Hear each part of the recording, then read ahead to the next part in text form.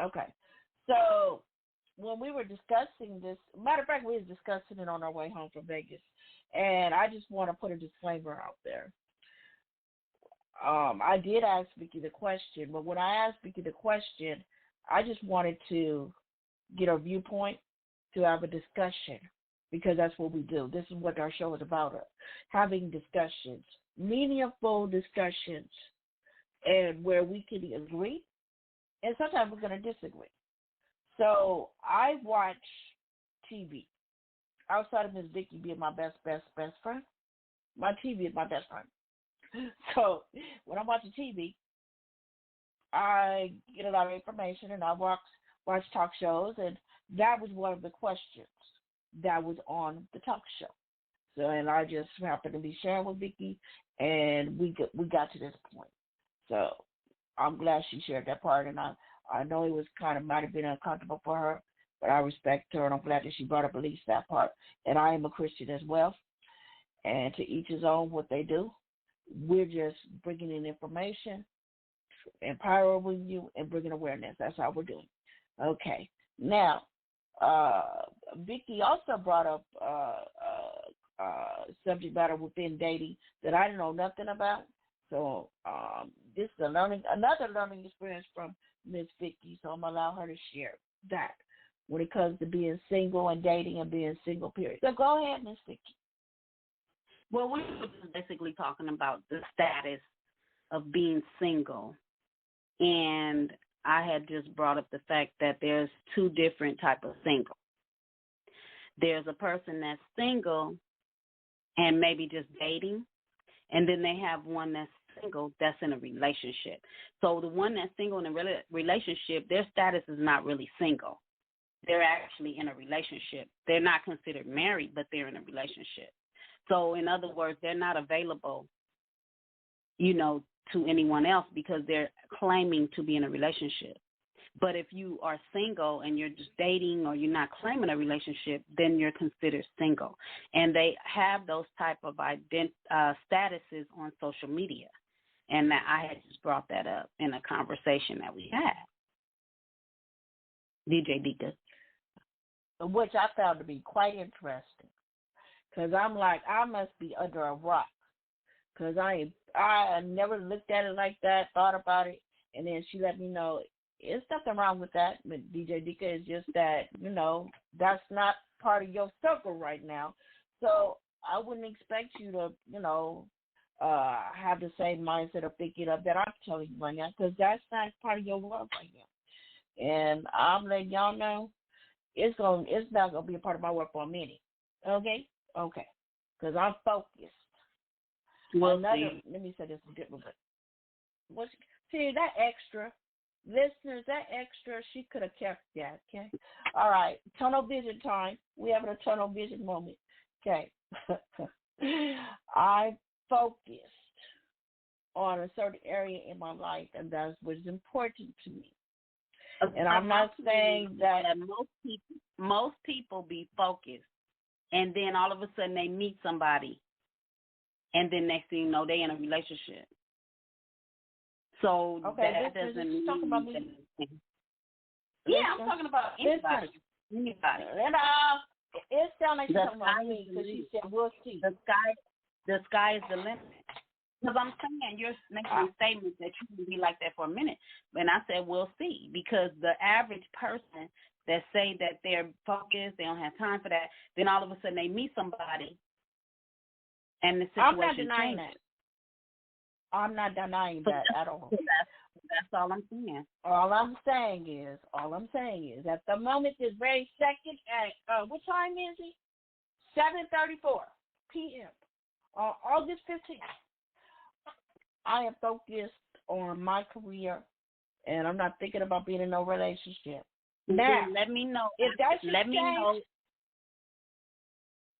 Let me know at 8 o'clock. Let me know at 8:30 if you still think that way. If you didn't get a call and somebody changed your life.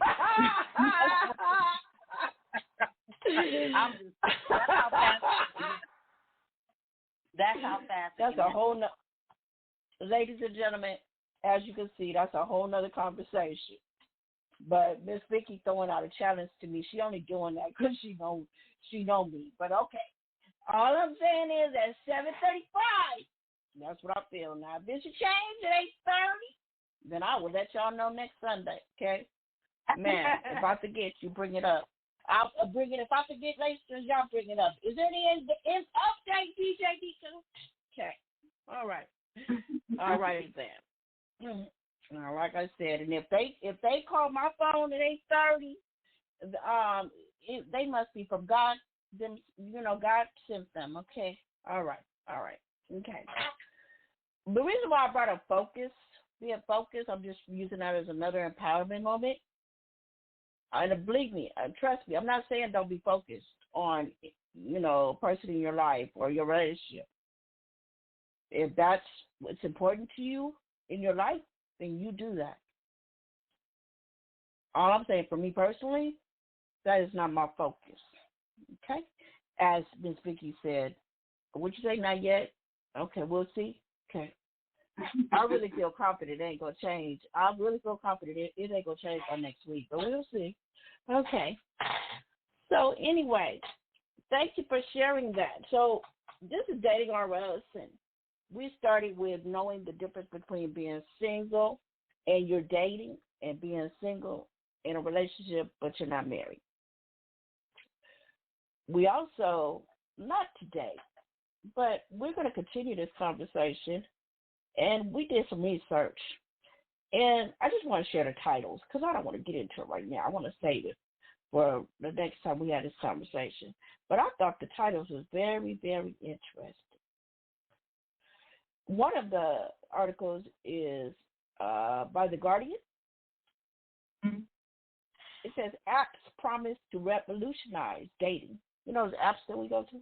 Some of us go to? Revolutionize dating. But for women, they're mostly terrible. And that was by Nancy Jo Sales. So I look forward to reading her article and seeing why she feels that way. Can I touch on that? Next. Oh, sure. Go right ahead.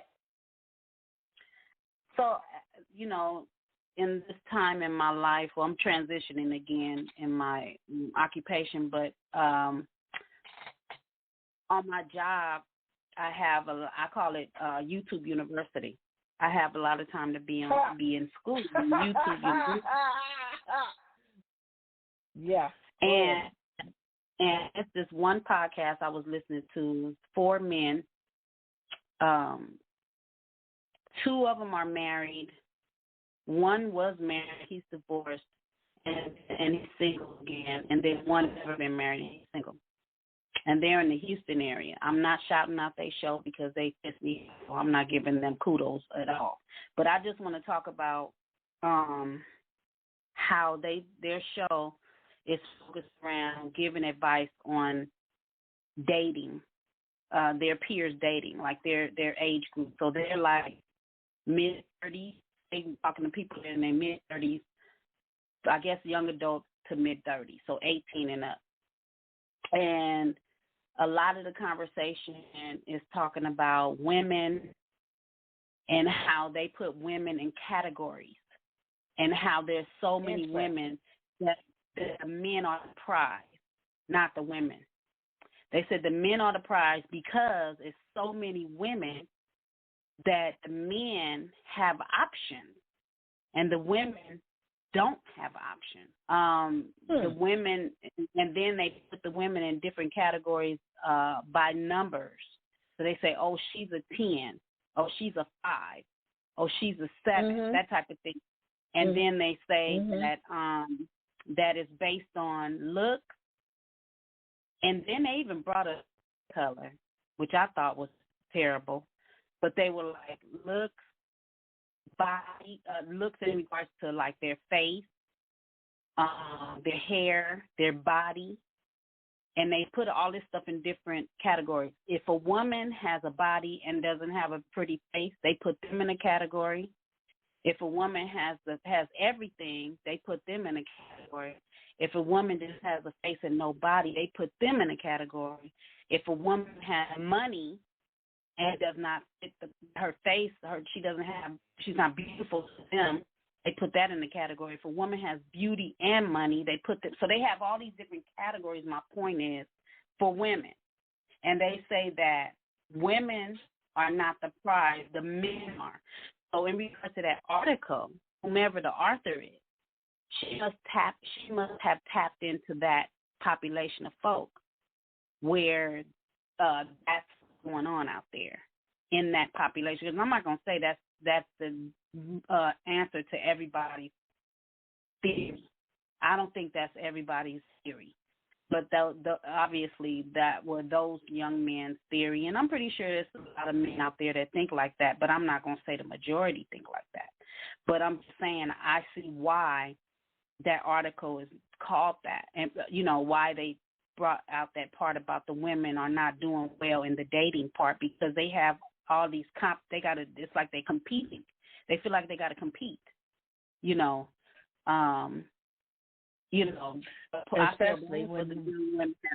I feel bad for the young women that are coming up in this at this age. The young women, the older women, we're more set in our ways. We're more confident.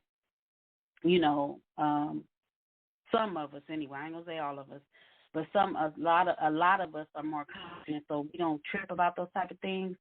Like we don't have as many hang-ups as the younger women do that's competing with looks and all this other kind of stuff. But I see why that title is there, because it is definitely going on out there in the streets.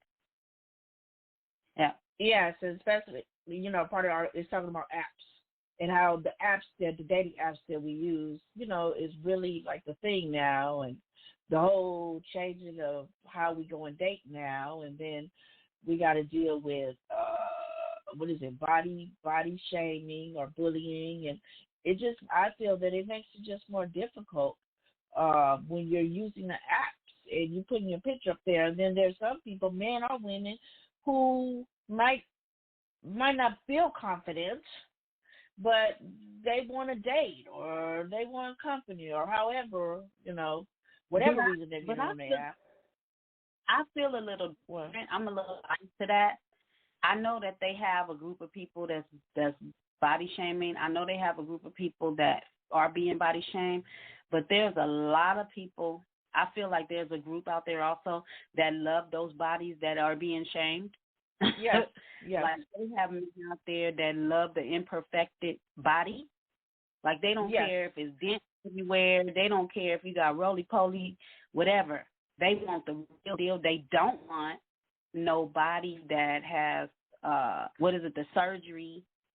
I remember this one girl that was in my life for a time. She was a single Christian woman, and she went out on a date with this guy, and she was very voluptuous. But she had, like every woman, they always have some type of self-consciousness about themselves. So for her, she felt like, oh, my stomach is sticking out or whatever the case may be. So she put on one of them, what do they call them shapers. And when he came, he was like, what's that? He was like, what's that? And she was like, what? Because he kind of embarrassed her. She knew him well enough that they could have that conversation, but still he kind of embarrassed her because he even called her on it. You know what I'm saying? And he was like, take that off. Like, I want you to be your natural, you know what I'm saying? And I'm just saying that and so I'm putting it out there. If you feel like you're being body shamed from an app, don't use that app. That's not the right place for you to be trying to date, because believe me, there's a whole lot of folk out there that like you just like you are. You ain't got to go and do no surgery, none of that. There's somebody for everybody. Matter of fact, the beauty is in the eye of the beholder. So I can see if you want to do some things for yourself, you want to fix yourself up, you want to do some things because you want to feel good about yourself, but don't do it because of somebody else. But I'm just saying, sometimes the things you're trying to fix, people actually like. And they be like, wait a minute, what you doing? Like some people be like, oh, I want to lose weight. And the guy be like, don't lose unless if it's a health problem. They want you to have a little bit of fat that they can grab on. So I'm just saying. So thank you. Thank you for giving that perspective. Because I agree with you. And I was just pointing out, sometimes on the app,